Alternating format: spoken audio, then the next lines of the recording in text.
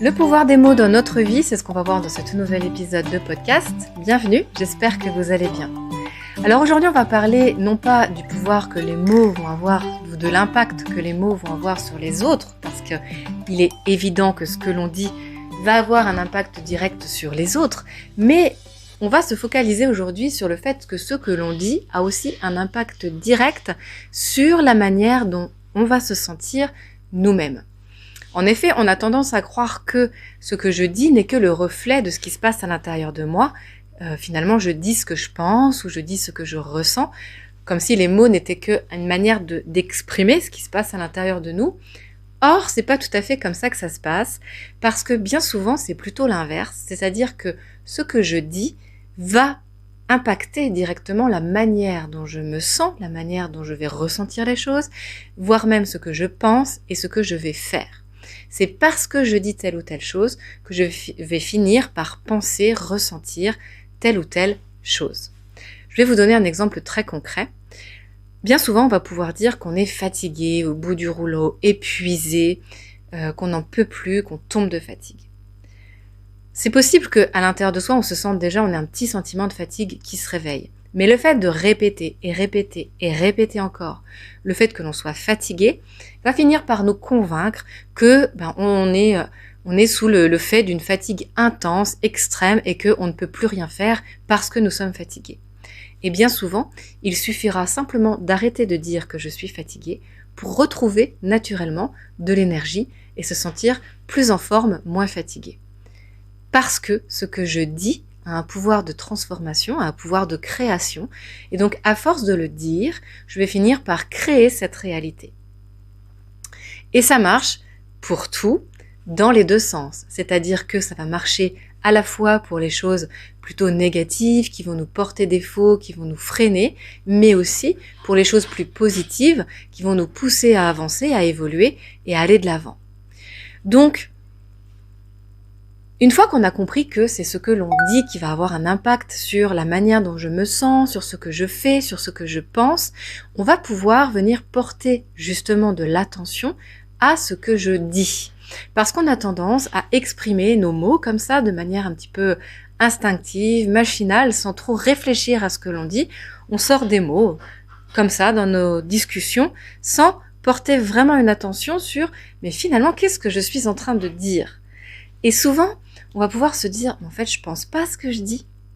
Je suis en train de te dire ça, mais je le pense pas du tout. Ou je suis en train de me dire ça, mais qu'est-ce que je me raconte? Je ne le pense pas du tout. Donc, c'est très important de prendre conscience des histoires que l'on est en train de se raconter. Qu'est-ce qu'on dit? Qu'est-ce qu'on verbalise aux autres? Mais aussi, qu'est-ce qu'on se raconte à soi? Qu'est-ce que je suis en train de me raconter?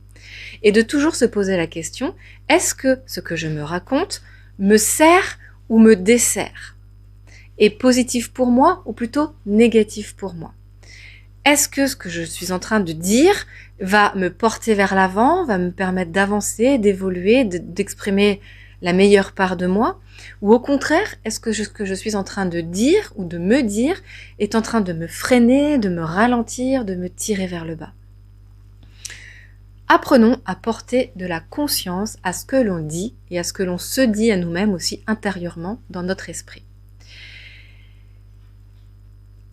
Ce qu'il est important de comprendre aussi, c'est que ce que je dis va avoir un impact vraiment créateur, c'est-à-dire va attirer les choses à moi.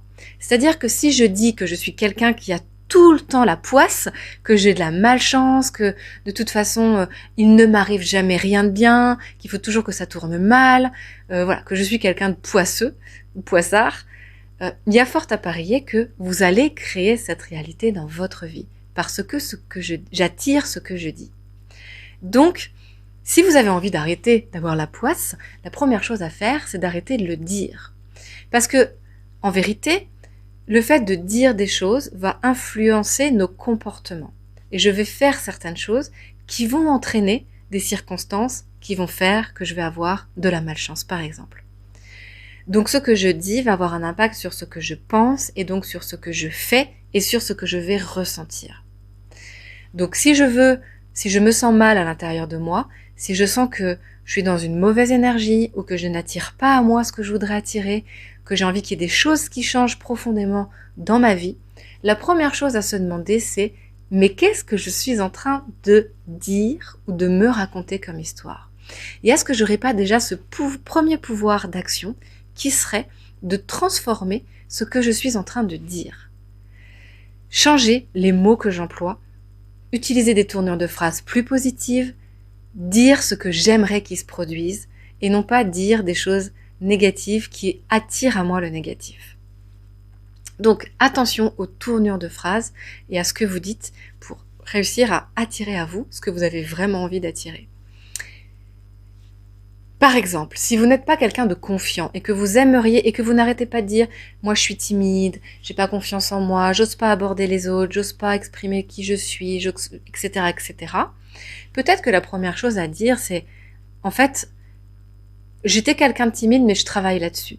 Je suis un ancien timide qui est en train de s'améliorer. » Parce que bien sûr vous n'allez pas vous dire « moi je suis quelqu'un d'ultra confiant qui n'a peur de rien ni de personne ». Puisque si vous ne le ressentez pas sincèrement au fond de vous, ça va sonner faux, vous ne croirez pas à ce que vous dites.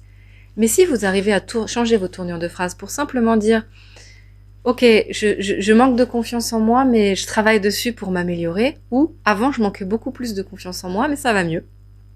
Bien mine de rien, vous êtes en train de créer une réalité qui sera différente et croyez-moi, ça va impacter aussi la manière dont vous allez vous sentir et ce que vous allez réellement penser de vous. Donc, vraiment attention à vos tournures. Faites attention à ce que vous dites de vous, ce que vous dites de vos résultats, ce que vous dites de votre entourage, ce que vous dites de vos amis, de votre environnement où vous vivez, etc. Faites attention à ce que vous dites. Et puis, deuxième chose aussi, apprenez à avoir de l'attention sur votre vocabulaire. On a tendance, malheureusement, à perdre un vocabulaire, à employer de moins en moins de mots dans nos vocabulaires. Or,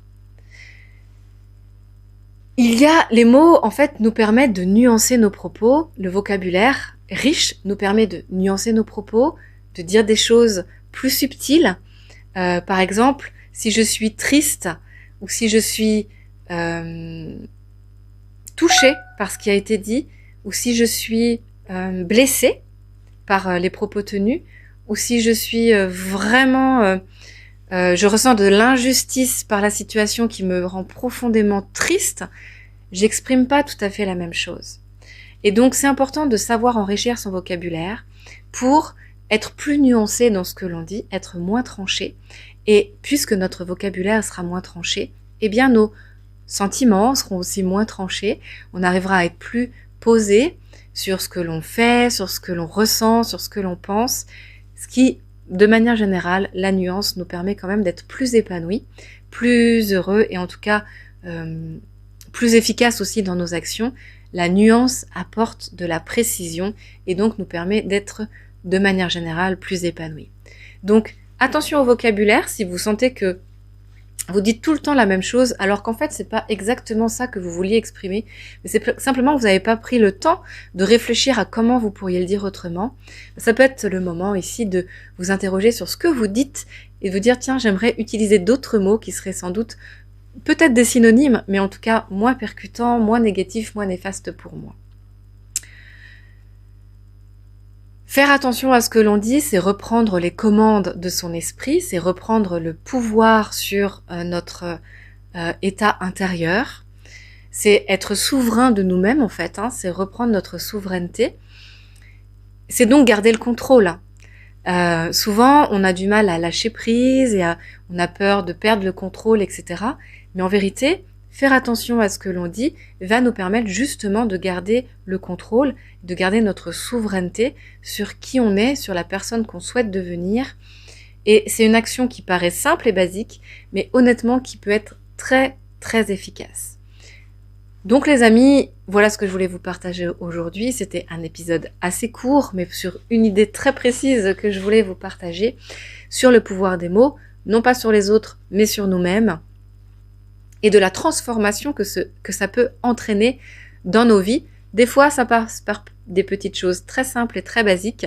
Pas besoin de faire des heures et des heures de journaling pour ça. Simplement, écoutez-vous un petit peu dans ce que vous dites. Demandez-vous si c'est dit en conscience, si vous êtes d'accord à 100% avec ce que vous êtes en train de dire, si vous ne pourriez pas utiliser un langage qui pourrait être plus aidant pour vous sentir mieux dans votre vie. Voilà les amis, j'espère que cet petit épisode vous aura plu. Je vous retrouve très vite pour des prochains partages. Je vous souhaite une très belle fin de journée. Prenez soin de vous. Ciao, ciao.